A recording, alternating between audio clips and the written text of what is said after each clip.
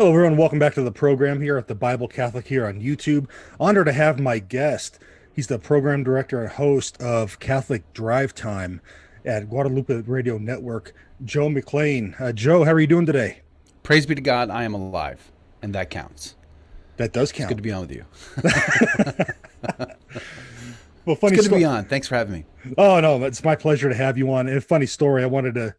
I didn't want to tell you this off air. A few months ago, I went on Twitter and probably posted a tweet I shouldn't have. We all have moments like that Sure. where I was having issues finding a good Catholic radio show to listen to in the morning. And our friend David Gray said, check out Catholic Drive Time. Hey, And good man. I like that man.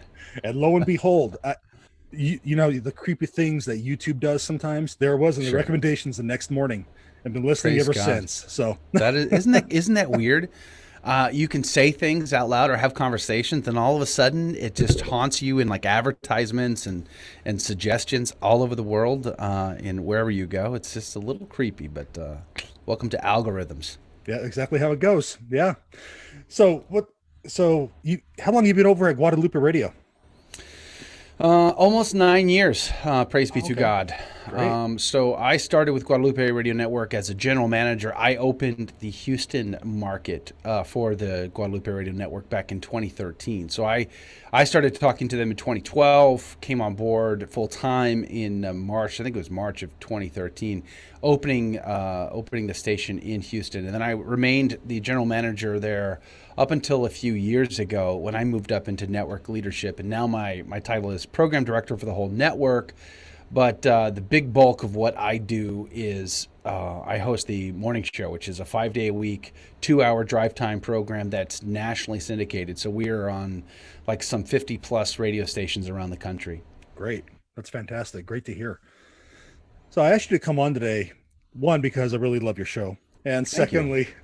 secondly, talk about St. Ignatius of Antioch. You had talked about him, you and Adrian, a couple months back. So I guess, can you tell us a little bit about this great saint?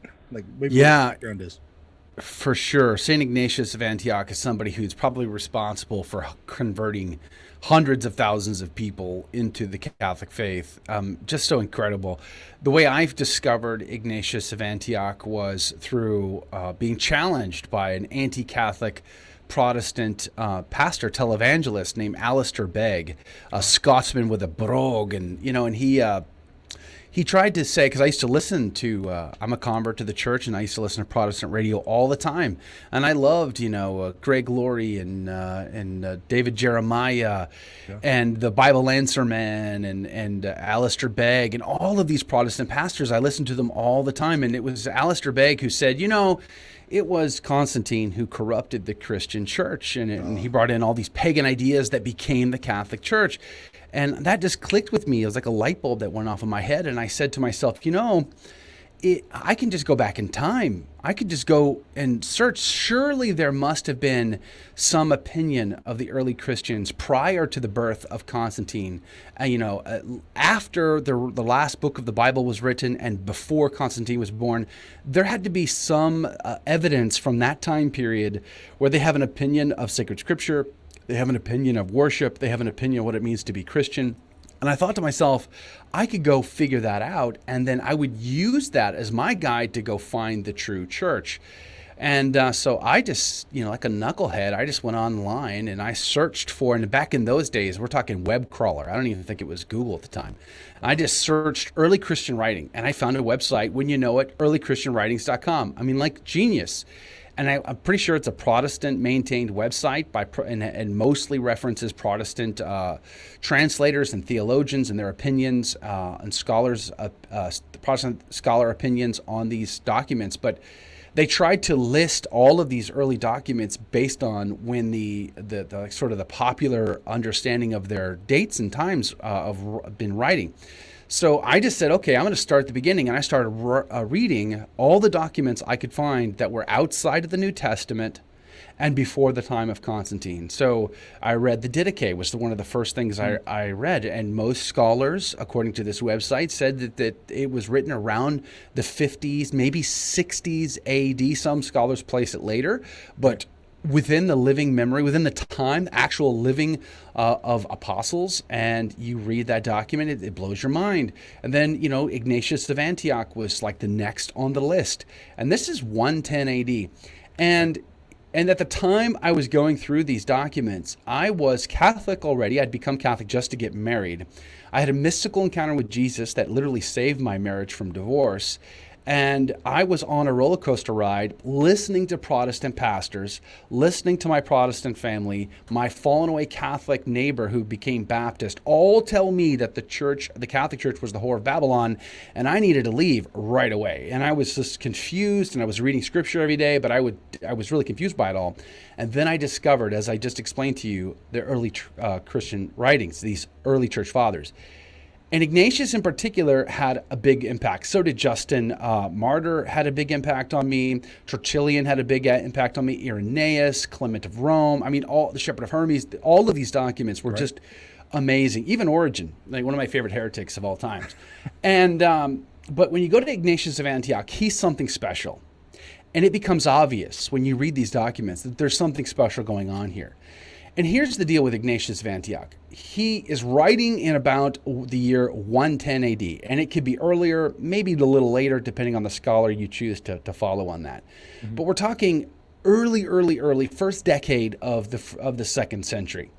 He was an apostle. He was a disciple of the apostle John. Now, you might remember John stood at the foot of the cross, right? He's the one without the beard. He's the guy who took Mary into his home at the foot of the cross, and she lived with him in Ephesus at the Holy House. This is a guy who wrote the Gospel of John, the letters, depending on the scholars you want to subscribe to, and the book of Revelation. He's no slouch. He understands the faith. He was there at the Garden of Gethsemane, there at the foot of the cross, there in the upper room. This is a guy who understood the Christian faith from day one. And this is the guy who taught Ignatius of Antioch, Polycarp, and others the Christian faith. So essentially, the writings of Ignatius of Antioch are the writings of the first century church. Mm-hmm. He is a unique insight into what life was like as a Christian in the first century, even though he's writing around the year 110 AD. So the reason why we even have his writings, and we have about 7 letters from him, in addition to some other documents that are in question, and then we also have his martyrdom as an account of how he died. The reason why we have his writings at all today is because of how he died. He was Bishop of Antioch, which is just over the border of Syria, and between Syria and Turkey, in modern day Turkey. And he was a successor to St. Peter in his diocese as bishop. He was a successor of our first pope. That doesn't make him a pope, but that makes him pretty darn special either way, right? Yeah, absolutely. He knew St. Paul, he knew St. Peter, he obviously knew St. John, and he was a bishop of a major city or a major diocese within the early church. How do we know that? This is the city where the word Christian is first used. Okay, so it's pretty impressive. Trajan comes to town in about the year 110 AD. And Trajan is emperor. You might remember Trajan from his glory days of 70 AD, surrounding Jerusalem and decimating it to the ground, killing about 1 million people. Josephus, the historian, if you read his Jewish Wars, he can give you all the details, the gory details of that. But that was Trajan's campaign. And so now Trajan is emperor, and he's on a military campaign going towards what is now known as Iran, and he stops in Antioch. And there was a local persecution of Christians in that city. And Trajan was all about bringing the team together. We all have to be on the same team. You're welcome to be any religion you wish, so long as you also see the emperor in a divine way, and you offer the pinch of incense to him. That is the unifying bond that he requires of all his subjects. Well, they had already gone through one persecution, and many Christians gave their lives as a result. They became martyrs for the faith. And now Trajan's in town, and they're rounding Christians up again. And Ignatius of Antioch, he had a challenge on his hand. He had to help shore up the faith of his flock, because there was something different this time around than the last set of persecutions that took place. This time around, there was a group of heretics in his diocese called the Docetists. And they believed in that Jesus was only appearing as a man. He wasn't actually a man. So there was this sort of phantasm thing going on in their theology. And they essentially said the flesh is of no avail. The flesh is evil, so it doesn't matter what the flesh does. And the spirit soars irregardless. Well, the problem here is they didn't have a problem with offering incense to Trajan. They didn't see that as a big deal to them. But Christians did. And here's the thing, the Docetists, they smelt like Christians. They had incense, they had vestments, they had liturgies, they had sacraments, they had bishops and priests and deacons, and they had all of the smells and bells, they had all of the accoutrements, so to speak, of Christian worship and Christian identity. But they did not have the truth, and they certainly didn't have the right hierarchy either. In fact, in his letter to the Samaritans in chapter 1, Ignatius of Antioch says, he, meaning Jesus, suffered truly, because they denied that he suffered, right, on the cross. He says, Ignatius says, he, Jesus, suffered truly, even as also he truly raised up himself, not as certain unbelievers maintain, the Docetists, that he only seemed to suffer, as they themselves only seem to be Christians. And as they believe, so shall it happen unto them, when they shall be divested of their bodies and be mere evil spirits. So he is addressing right away the big issue of his time, which is the Docetists and their lack of true, proper understanding. Well, the Christians in his diocese had just gone through a persecution. Now they're being rounded up again. Would they have the fortitude, the perseverance to once again offer their lives all the way to martyrdom when they could simply go over to the Docetists?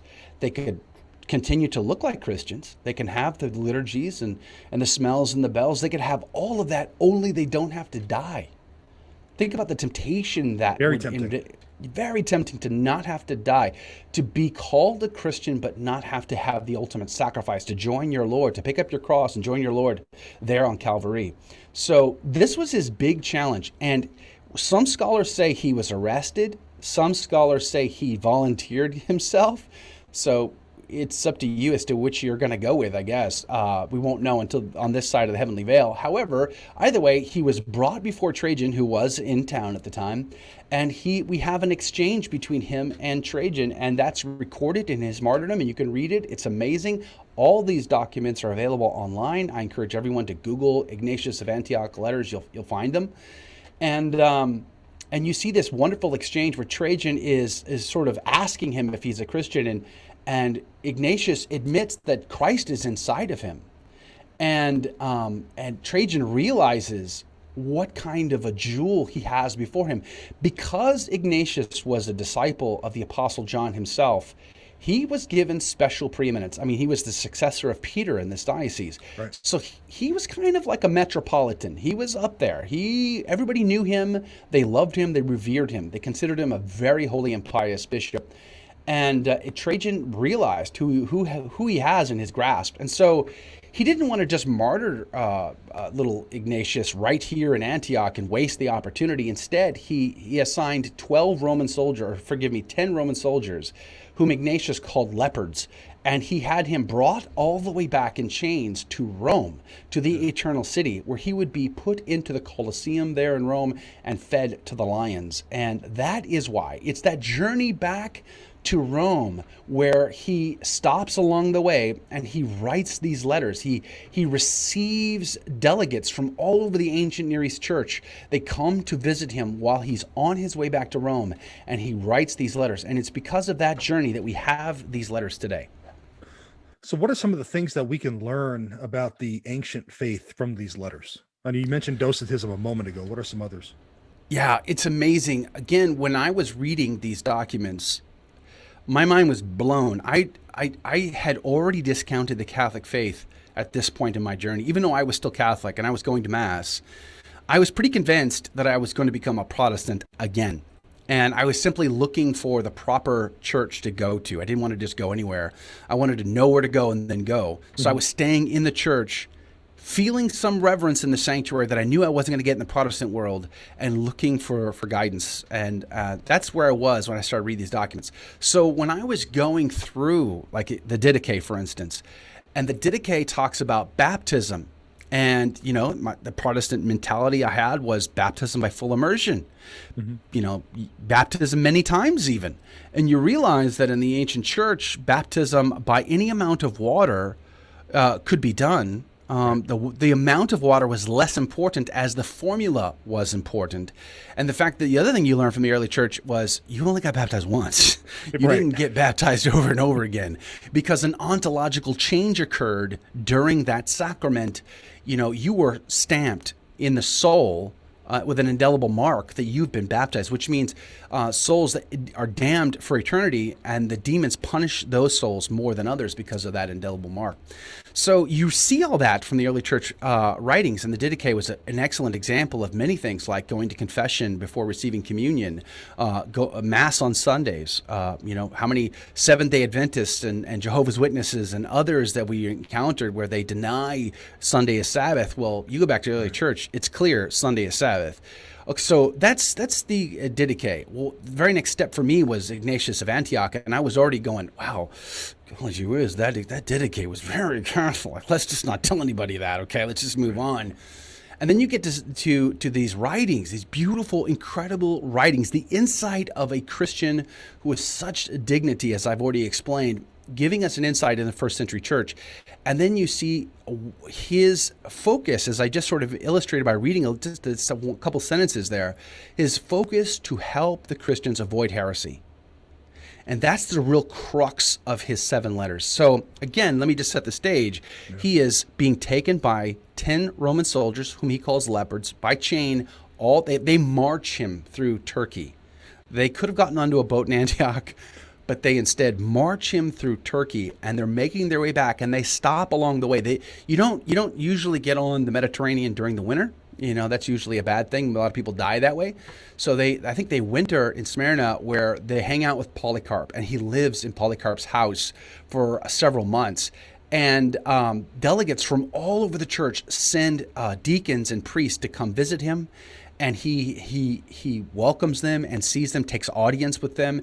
In fact, the letter writing campaign in the ancient Roman world, believe it or not, you could send letters, and there were mail routes and there were couriers. Well, they could send letters ahead of this entourage of these soldiers carrying Ignatius, and the letter would arrive before he would. And when he would arrive, people were waiting to see him. I mean, this is, you know, first century AD. It's amazing. They didn't have text messages, phone calls. Right. They didn't have emails. They had no social media. And yet the record shows that they were waiting for him to arrive. So that's the stage in which he is writing these letters. And it is on his heart, letter after letter after letter. Number one, do not fall into heresy. There's a clear distinction here between looking like a Christian and being a Christian. Yes. And he encourages. And so this is interesting because a lot of non-Catholics struggle with the idea of hierarchy, right?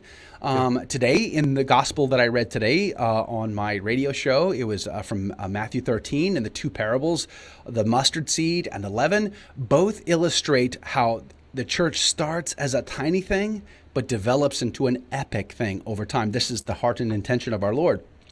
Well, by 110 AD, again, within the very living memory of all the apostles, you already have a very clearly established hierarchy going on. You have bishops, you have priests, you have deacons, and you have Ignatius of Antioch over and over and over again saying, don't do anything outside of your bishop. Your bishop must have approval. And his letter to the Philippians, or rather to Polycarp himself, to the bishop and his fellow disciple of the Apostle John, Polycarp also studied under John, you have him exhorting him to, you know, as bishop of your flock, you must maintain that shepherd's love for your people. You must maintain that unity. They must be in unity with you.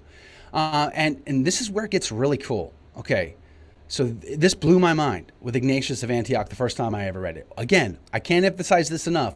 110 AD, not hundreds of years later, within the living memory of the apostles. In his letter to the Samaritans, he says, Do nothing outside of your bishop. For where your bishop is, like Christ, there is the Catholic Church. He was the first to give us a recorded record of the use of the word Catholic to describe the church. Now, this is important not just because the word Catholic is used. I mean, again, 110 AD, Catholic is being used. 200 years before Constantine comes onto the scene, Catholic is already being used. Bishops, priests, and deacons already are the standard hierarchy in the church. You can go back to St. Paul in the New Testament and see it there as well. It's not as though it got invented later. It was handed on from the apostles, right? So this is the duh moment. I mean, like, Christ establishes it, gives it to the apostles hand it on to the bishops, et cetera, et cetera. So we see that clearly. But the word Catholic has a very unique meaning here. It's a conjunction of two Greek words, kaf and halal. And depending on who you look at, it means universal. Yes, that's true. But the way Ignatius of Antioch is using it is the fullness, the wholeness. Where is the wholeness of the Christian faith found? The fullness, the wholeness, it is found with the bishop, who is like Christ. So in other words, what he's saying to you is, you're going to be tempted to fall into heresy. And they're going to play a good game. They're going to put on a good show. They're going to pretend very, very well. But you're going to have to make a choice. And you must stick with the authentic hierarchy of the church. The fullness, the wholeness, the Catholic faith is found with the bishop. That is so important, especially in our modern times where there is so much debate, so much argument, so much confusion, so much modernist interpretations, even from bishops and even cardinals and even the guy in the white. There's a lot of issues that come from the top down. But it's Ignatius of Antioch who is reminding us of the design of the master himself to establish his kingdom, his dynasty, with him sitting on the throne and his ministers serving at his court. They belong to God. It's not the other way around. And it is a unique insight into these letters. So that's like the main theme you're going to find over and over again in his 7 epistles. Some of the other things you're going to find are the true presence of Christ in the Holy Eucharist, the flesh of Jesus, he says. So for me, when I was going through this process and giving my fiat to the Catholic Church, even though I was already Catholic, but looking to leave and looking for the truth, well, for me, the Holy Eucharist was issue number 1. I had to be convinced of the Church's teaching on the real presence of Christ in the Eucharist before I could even entertain the Pope, the saints, Our Lady, things like that. So for me, this was so critical when he talks about the flesh of Christ, the true presence of Christ in the Holy Eucharist, which the heretics deny. This is what he's talking about. Mind blown. He also makes references to going to confession before receiving Holy Communion. There's a reference to Our Lady. I mean, over and over again, you see through his 7 epistles, which aren't very long, they're short, they're sweet. There is a beautiful insight into Christianity in the first century. Like that mustard seed, it was planted and has grown just a little bit by the time 110 comes around, but you see the Catholic faith there, and it's on display, and it's really hard to argue with. Well, like you said, this all happened about 110 AD, and at this point, St. John may have been dead 20 years. So maybe, depending on your timeline. Yeah. So it still happened really early on. So this development already happened while St. John was presumably still alive. And that point about the Eucharist is really powerful, because you went back a moment ago, you talked about how it was all about combating heresy, Docetism, how they said matter was evil.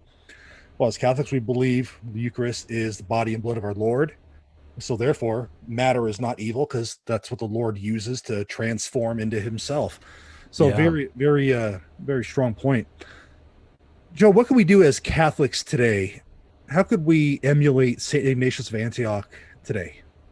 Being sold out for the faith and realizing. So I think one of the things that gets missed in a lot of conversation, a lot of debate, especially among Catholics, even on Twitter, places like that, where the mad debates happen every day. Right. There's a reason why the church teaches what she teaches. And it's not because we hate the world. It's because we love the world so much that we're not willing to let them just be self-consumed in their immorality, their depravity, their licentious behavior. Where would the charity be if we just let people commit sins and go skip happily and merrily to hell? Like, how is that charitable? As Catholics, we must love the sinner and hate the sin. Well, I think Ignatius really embodies that, especially in his writings. You see there is a heart. There's a heart to save even the heretics. There's a heart to save people from being fooled by heresy and just going into it in order to save their skin. Because he knew, again, dying as a martyr is not easy. I mean, when you go back and you start looking at some of the accounts from the Council of Nicaea, 325 AD, there were a bunch of bishops who, during the big persecution of the church, they basically gave themselves over to it. They either ran and hid, or they offered the incense and they saved their skin. And then only after did they recant, and there was a lot of arguments and debates about that. Tertullian, Origen got caught up in that debate. But you see these accounts of the Council of Nicaea of the bishops who had missing arms, big scars. They had been put into the grinder, and they said yes to Christ, even to suffer. And they're just staring down these bishops who are clean and they're not injured at all, walking into the chamber, right? And it's just like it's a stark contrast. It's pretty powerful to think about. Well, Ignatius of Antioch, well before ever that happened, he had gone through this persecution, as I said, and he is trying to help Catholics, Christians, from going into heresy to save their skin. So being sold out for Christ, I think, is step number one. And who wouldn't be nervous? Who wouldn't be anxious? Who wouldn't be afraid if they truly had to face some of the martyrdoms that these people faced? Right. If we had to face that every day, if we were in Nigeria and we could have our heads chopped off, well, boy, it'd be a tough time, wouldn't it? So many have given themselves over to conversion to Islam, for instance, because they couldn't face the martyrdom. Well, one of the things I think Ignatius gives us this opportunity is to ponder that now, to make the decision now, to not have to wait before we'd ever see somebody who wants to chop off our head. We can simply make the decision that we are sold out for Christ now, that we would rather die than recant our faith and live as heretics, and we would want to give ourselves completely over to Jesus, the master of the whole universe, lover of our soul, right? By making that decision now, we could have peace later. We could be at peace. If that moment should ever come, and God forbid, if it should ever come, we would be at peace because we had already made the decision. There's no decision to be made in that moment because we've already done it. I think that's a real benefit. But it also, just on a practical level, he also shores us up as Catholics, right? He reassures us that we are in the church established by Christ. But Joe, look at all the scandals. Joe, look at all the craziness that goes on. Look at, the pre-sex abuse scandal, the financial scandals. Look at the cowardice among certain clergy members, blah, blah, blah. You're right. You're not wrong. You're right. But it's also not new in many ways. There are crimes that are terribly committed today. But you go back to the ancient church, and again, some of those Docetist priests probably were Catholic to begin with and then moved over. So there were scandals in their days. The Arian heresy, a terrible scandal that rocked the entire world, the known world, for centuries. So these scandals aren't new. They included things like, sexual crisis and financial crisis and murder. They had all of those flavors to them as well. And Ignatius says, through all of the chaos, keep your eyes affixed to Christ. How do you do that? Well, you can see his bishop, can't you? And you can receive the sacraments, can't you? Stay close to the bishop, and you'll be staying close to Christ himself. Receive those sacraments in a state of grace, and you are doing the will of God. That should reassure us. That should give us courage. That should give us a confidence that no matter the troubles we face every day as Catholics, it's not new, and we have the formula. It is found in living in a state of grace, receiving the sacraments, staying very close to Christ and to his church. Amen. Now, Joe, you do a lot of speaking and all that as well. What's your website in case anyone wanted to go on, maybe book you for a speaking event or just to see what else you have going on? So I do have a website. I don't really give it out ever anymore. I don't know why.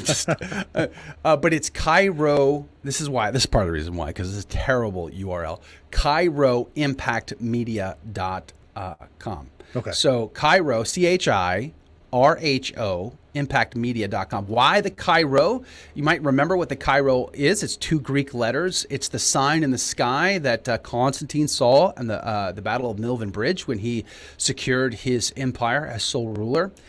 He saw the sign in the sky. It's the Greek letters that give us the acronym for Jesus. Right. And it was by that sign that he would conquer, and which he did. And he brought Christianity out of the catacombs, making it an official religion, one of several at the time. And later, it would become the religion of the empire.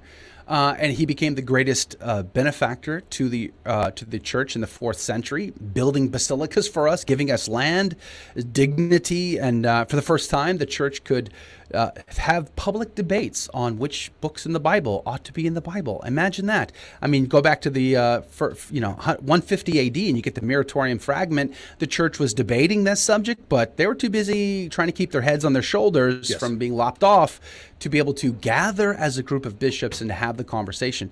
Well, Constantine made that possible. So I took Chi-Rho when I established my media company. I've produced some documentary films through that company.